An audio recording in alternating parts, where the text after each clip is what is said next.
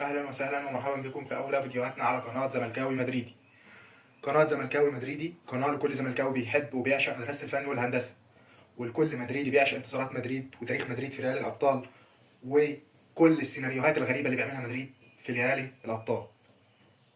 انا بشكل شخصي بدات اشجع الزمالك من وانا عندي 10 سنين، سنه 2014 بالظبط، ايام الدوري بتاع فيريرا والكاس بتاع فيريرا، والجيل الجميل اللي كان بيلعب ساعتها في الزمالك. الجيل اللي كان بيقف حارس مرمى احمد الشناوي، وقلب الدفاع علي جبر واسلام جمال واحمد دويدار وعمر جابر وحماده طلبه وابراهيم صلاح ومعروف يوسف وطارق حامد. اما الثلاثه اللي فعلا شدوني وخلوني احب النادي ده بطريقه كبيره، طبعا حبه الكريزه مصطفى فتحي كان له دور كبير، السحر اللي كان بيعمله في الملعب ومهاراته الفذه اللي كان بيلعب بيها. وايمن حفني نفس الكلام، لعيب ذو مهارات وذو طابع خاص، لعيبه مهاريه، لعيبه تخطفك تشد عينيك. وهو ده اللي بيميز الزمالك مش في الجيل ده بس، ده عبر التاريخ، ان دايما لعيبته لعيبه كوره على طراز رفيع. اما بالنسبه لاكتر لعيب خلاني اشجع الفريق ده هو باسم مرسي، باسم الحاسم.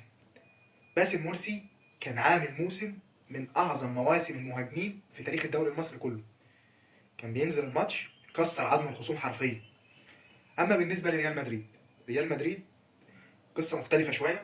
انا بدات اشجع ريال مدريد في 2016 تقريبا.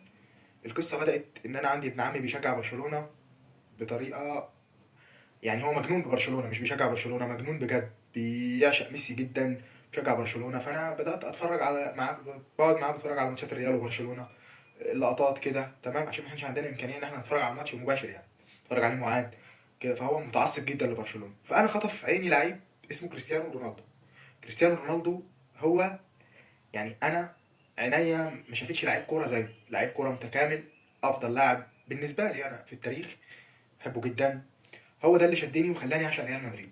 بس بعد ما مشي كريستيانو من ريال مدريد في 2018 للاسف انا اكتشفت ان انا ما كنتش بعشق كريستيانو بس، انا كنت بحب ريال مدريد جدا كمان، لاني ما قدرتش ابطل تشجيع ريال مدريد. حتى بعد كده لو كان كريستيانو لعب ريال مدريد في اي فريق تاني كنت هشجع ريال مدريد، دي ما فيش فيها كلام. بالنسبه للرابط الوحيد بين الزمالك وريال مدريد، فهو رابط النادي الملكي. فالزمالك هو النادي الملكي الافريقي، وريال مدريد هو النادي الملكي الاوروبي، وافضل نادي في تاريخ اللعبه. مش بكلامي ولا بكلامك ولا بوجهه نظري ولا بوجهه نظرك، دي بالقابه، القابه اللي فرضها على الكل. 15 دوري ابطال، يبتعد عن اقرب منافسيه باكتر من الضعف. بالنسبه للي هنقدمه في القناه الفتره اللي جايه، احنا هنعمل رياكتات على الماتشات، هنتكلم كلام فني بسيط على قد معلوماتنا، بالنسبة للكلام بسيط جدا، معلومات فنية بسيطة من وجهة نظرنا اللي احنا شايفينها في الماتش. هنعمل تحديات بين الزملكاوية والمدريدية، تحديات مع الجمهور، تحديات كبيرة جدا. في حاجة تانية بالنسبة للتاريخ، انا عندي حتة صغيرة، انا شايف ان الاجيال الجديدة كلها، بالذات الحتة دي عند الزمالك، الاجيال الجديدة كلها اللي طالعة هي ما تعرفش الزمالك ده مين وبتاع، بسبب بقى مشاكل كتير هنتكلم عليها في الفيديوهات القادمة طبعا. ما تعرفش تاريخ الزمالك، اللعيبه الجامده في الزمالك، البطولات بتاعت الزمالك. ففي فكره كده شغالين عليها ان شاء الله، هنعمل هيستوري كامل للزمالك من اول بطوله في افريقيا خدها والدوريات وال 14 دوري كلهم جوهم ازاي، وكل دي افكار ان شاء الله يعني بعد دعمكم هنشتغل عليها وهنطورها وهنطلع منتج كويس باذن الله.